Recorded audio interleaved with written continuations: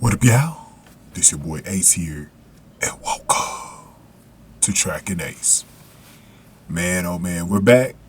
So we're back after the Olympics. This is the first big race that we have had since the Olympics. It's been 2 weeks since that just devastating loss for Femke Bol against Sydney McLaughlin, and really what made it more devastating, it really wasn't just her losing to Sydney that really mattered. It was actually losing to Anna Cockrell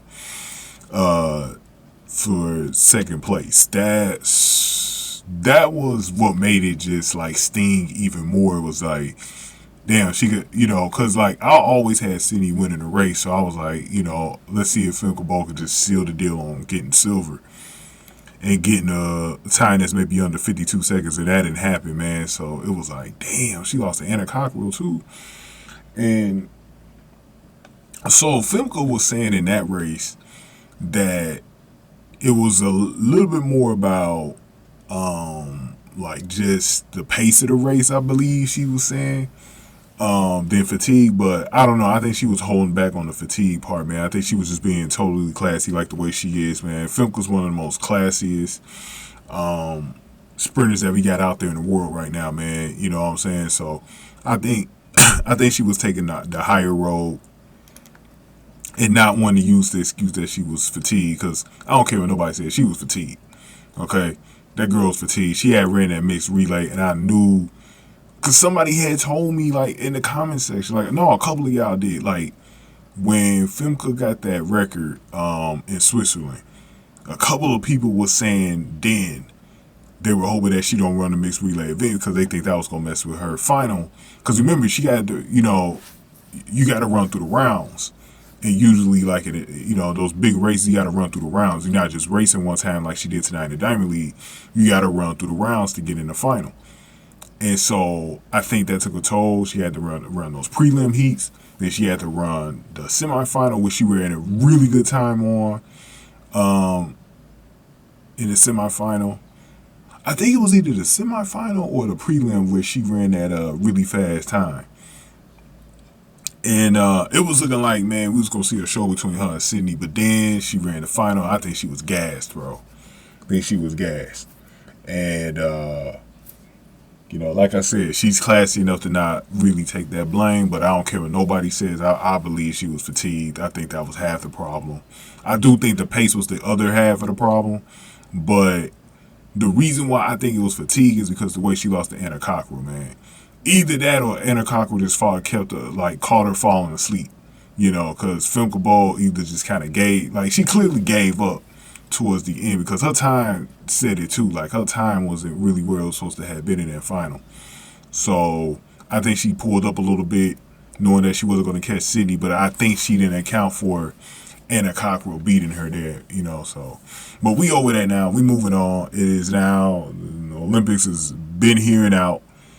She's back on the track 2 weeks later, here at the Diamond League. First Diamond League beat. She's racing towards that Diamond League final in September, man. So she was back out there, and the field that she faced tonight wasn't really the field that she saw at the Olympics. And that's why I made videos about girls like Savannah Sutherland, man, Louise Merival, because those girls, specifically in a semifinal, they were under 54 seconds.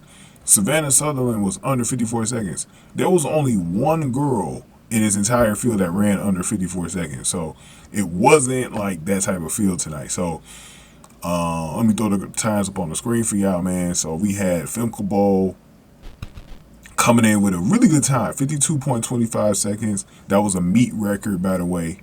So fastest time ever. And Clay Rochelle had got second place with 53.32, so she was the only other one from Jamaica. Jamaica had a 2-3-4 finish. Genevieve Russell, 54.48, and then Andrianette Knight had 54.93. Faloronzo was right behind her, 55.08, and Paulienne was like 55.53. And then Shamir Little was in last with a 58.57. So it was a really slow field tonight for the rest of the people that was behind, rest of the girls that was behind Rochelle. It definitely looked like we was coming out of the Olympics with those people. But man, just seeing how the thing that got me though is just seeing how Femke Bol still coming out of the Olympics, man. She's had a long season too. She started her season doing the indoor season, and she was still able to get a time like this, man. I think Femke's gonna be a lot more focused, in these races ahead, man. I just really do. I think when you had that kind of, everyone's talking about how that race went, and some people being nasty out there about it, talking about she a hype job. We know the usual suspects that's always saying that shit, man. Especially the white female sprinters, man.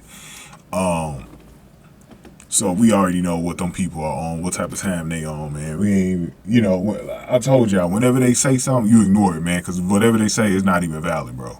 It's not even valid. I don't even too much, like, I still, sometimes I go back and forth with them, but I don't do it as much as I did, like, a year or two ago, because it's just kind of stupid, like, really do it, man. And there's quite a few of them that was on my channel. I've been blocking them, like, they don't even realize they've been blocked, but they've been blocked, bro.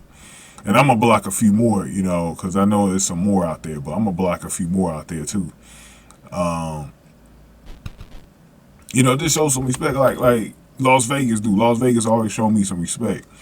These other ones, they don't show no respect, man. So, fuck them, man. They think like, when they disagree, they gonna be sitting on somebody's channel, man. Get the hell on up out of here, man. You gotta show some respect. If you gonna disagree, show me some respect, though.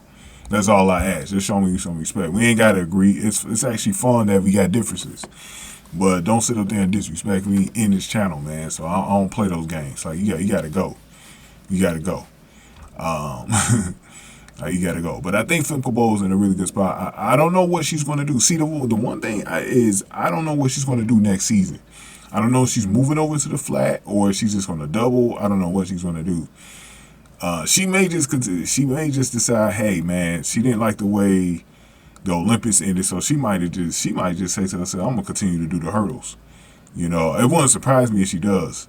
Because I think she's got unfinished business, and I don't think she quite liked where she was at, man. But this race was interesting because, the way she runs and she takes off in that last 150 to 200 meters, man, is really dynamic to watch. That's why the mixed relay was so fun. I hated how everything went for Femke and Leaky Clever, because that mixed relay was great. It was in the rain. It was great. It was a great race, and everyone was having such a fun time. The Dutch people were having such a fun time, and they welcomed the team back in and everything like that. So it was just a miserable Olympics, though, as far as the individual events for Leaky Clever and Femke Bol. So hopefully they come out of this thing a little bit better. But right now, man, Femke Bol is, I'm going to say this about Femke Bol, man. She is definitely, definitely legit. And no doubt she's definitely going to be one of the all-time greats to ever do it in the hurdles, the 400 meter hurdles. I think she's going to end up being one of the greatest to do it in the 400 meters. I'm still salivating at her and Natalia Kashmir going at it one day in the 400, man. Because the last time she saw her, I believe she beat Kashmir the last time they saw each other. I can't remember, but and Leaky Clever, I want to see how those three race against each other. So we still got that race on tap. I'm pretty sure Femke's still going to do the flat, but I don't think she's giving up the hurdles completely. That's just my guess on this whole thing right now. But yeah, man, I was glad to see her out here, man. It's just, for me personally, man, it's been a rough year for track, a couple of years for me with track, man. The girls I covered, they just haven't really been doing too good.